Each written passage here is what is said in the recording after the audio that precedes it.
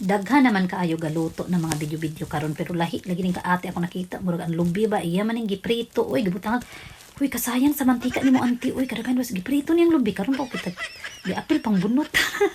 Tapos ang lubi gibutang ni aning murag balde ganing murag lata unsa ba ni uy nga. Basta maunat ni uy murag kalderin ba mo, tapos gibutangan niya og kuan la. Gihimo niyang gisugnod niyang lubi mga gwapa.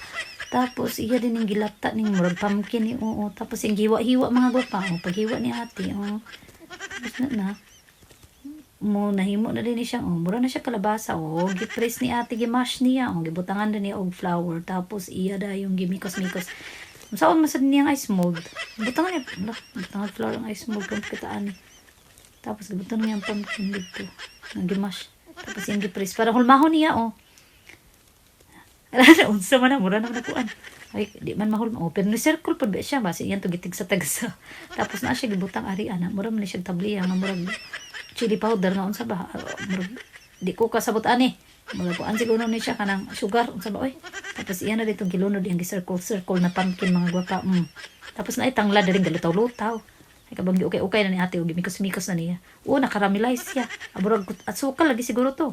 Ada siya gibapukalan nga tubig na siya gibutang na unsa ni bubbles ni bubble tea ayun sa bubble tea bubble mga sago ni pero murag na mo square o murag siya sago tapos gibutangan na pud tanglad unsa man tinula ni kabuang ni ate tapos unsa man yung puti murag bugas maglubi man siguro ni o butangan niya tubig unsa man tubig ni ate murag yelo-yelo ni tubig tapos yung gikumot-kumot okay gikumot-kumot ni ate gyud ang lubi tapos nahimo na siya ang gata maayo man si ate ani. O iyang gitakloban ang gata. O dili di ay. Iya ring gisalod. Ang gisala niya gisala. Tarungan na pagluto ni mo di ate. Kapoy ba kayo magkuan ha. Tapos iya ring gipugan o. Gibutangan na po nagtanglad. Unsa ni ang gibutang uy. Tapos na siya disposable cups diri o. Wala man okay naman ang giluto pero matingalan putang anong lubi ang gisugnod, wala siguro siya lang sugnod.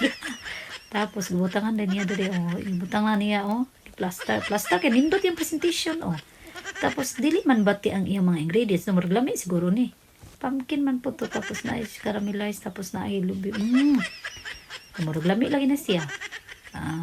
Pero mahadlok madatesting. Pero sayang man ang lubi, may ato isugnod. Sayang pa ang mantika ba? Mahal na ba mantika karon? Diba?